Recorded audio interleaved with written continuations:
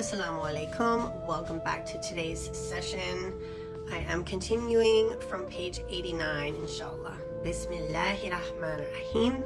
It is not difficult to see why Muawiyah took a stance against the Ansar. After all, they were united in their opposition to Umayyad rule, along with the remainder of Quraysh, which did not settle for Umayyad tyranny. They could not bear to see the greatest enemies of Islam and the Prophet ﷺ at the political helm of the Muslim nation. Perhaps Muawiyah perceived that opening old wounds would destroy the alliance between the Ansar and the clans of Quraysh that opposed Umayyad rule.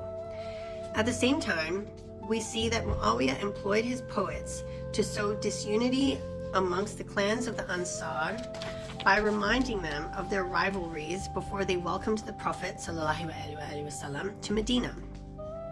He pit the Aus and the Khazraj, the two main tribes of the Ansar, against each other. He would have bards sing the poetry that these tribes attacked each other with before Islam. Okay, I don't know what a bard is, but I apparently just trying to figure out what it is. It sounds like it was a person who sung poetry. So a historian wrote the following. There was a bard, a person who sung poetry, called Tawais. I don't know if I pronounced that correctly. And he was enamored by the poems that the Aus and the Khazraj wrote in their battles. Remember, those were the two main tribes of the Ansar, the Medinan clans. He would recite it to sow discord. There was never a gathering in which the two tribes met and where Tawais sang that did not end in conflict. His poetry would rile men and reveal old hatreds. And we see Abdullah ibn Qais al-Ghatafani, a member of the tribe of Qais Aylan, transgress against Kuthar ibn Shihab al-Harithi. A group from Yamana wrote to Muawiyah the following. Our chief was struck by a wretch from Ghatafan. If you see fit, give us retribution against Asma ibn Kharija. Muawiyah ridiculed them. Ibn Shihab therefore declared, My God, I will not seek retribution against with the master of Mudar. Muawiyah was angered by this, and so he released Abdullah and gave him clemency. He undid what he had decreed for Ibn Shihab and redressed the situation or sought recompense. And when we see that the most loyal of Imam Ali's followers in Iraq were descendants of the tribes of Yemen, we realize why Muawiyah favored the bloodline of Mudar in Iraq over the Yemenite bloodlines. When the government refused to solve disputes between these tribes, they began to fight their own feuds and battles, the exact result that Muawiyah had aimed for. Conversely, Muawiyah employed the tribes of the Yemenite bloodlines against the bloodline of Mudar in the Levant. He became intimate with the Yemenite tribe of Kalb and married Maysun al-Kalbiya, the daughter of the tribe's chieftain. He chose a wife for his son Yazid from this same tribe.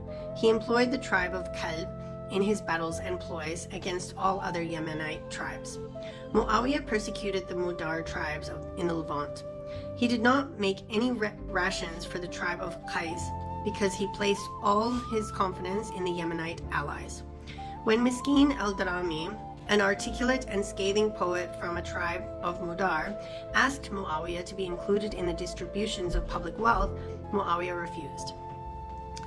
Even when Miskin wrote a poem begging Muawiyah for inclusion in the government's grants, Muawiyah did not flinch. Favoritism towards Yemenite tribes in the Levant caused them to become proud and arrogant in their strength. They grew insolent. In the meantime, Mudar's strength had eroded. Muawiyah began to hear things from the Yemenites that sparked fear and caution in his heart. He chose to weaken the Yemenites by strengthening Mudar. He introduced 4,000 individuals from Mudar into the registries of public distributions. He also sent a letter to Miskin al-Darami, who he had disregarded previously, notifying him that he was included in the new grants. The letter stated, We have prescribed for you a grant from the public treasury while you are in your land. If you wish, you can stay there, or you may come to us in Damascus. Either way, your grant will come to you. Muawiyah's governors employed the same tactics that Muawiyah himself used. Each governor would intentionally ignite tribal tendencies within his province so that the masses are preoccupied and cannot unite against him. Ziyad ibn Sumayya was the best of Muawiyah's governors in employing these ploys. One of the tales of his cunning was in commanding Muhammad ibn al-Ash'ath al-Kindi to arrest Hijr ibn Adi Kindi. By doing so, he sowed the seeds of disunity between the tribe of Kinda, the strongest of Kufa's tribes. This would have preoccupied the tribe with its newfound dispute and incapacitate it as a rival. However, Hijr ibn Adi saw through the ploy and surrendered himself to the authorities publicly before Ziyad's plot came to fruition. His son Ubaydillah ibn Ziyad followed the same method when he was given governorship of Basra after his father. Historians recount that Ubaydillah would constantly instigate between his two poet friends, Anas ibn Zanim al-Laythi and Haritha ibn Badr al-Fidani. He continued to instigate between them and encourage each other to attack the other and his tribe in verse until conflict began to erupt. Al-Mughira, Muawiyah's governor over Kufa, also employed these same tactics. When he arrived to Kufa, he began to pit the Kharijites and the Shia against each other. This ensured that Kufa could not stand in opposition against Umayyad rule. He went so far as to enlist an army of the Shia for the express purpose of fighting the Kharijites. The results of all this was a return to the old tribal hatred and rivalry, including the rise of partisan and tribal poetry. Kharijite, Shia, and Umayyad all spewed poetry of mockery and hatred towards one another. Tribes began to weave inflamed verses of pride and hostility. The tribes supported their partisan allies for their own tribal benefit. Tribal zeal took on religious overtones when the tribes began fabricating narrations and attributing them to the Prophet ﷺ, describing the merits of each tribe. Because some tribes only cared for pride and glory, they saw religion as a means to attain prominence and had no quarrels about fabrication. It was a tool for self-glorification, just like poetry. You will find many supposed narrations describing the merits of Quraysh, the Ansar, Aslam, Ghaffar, Himyar, Juhayna, and Muzayna.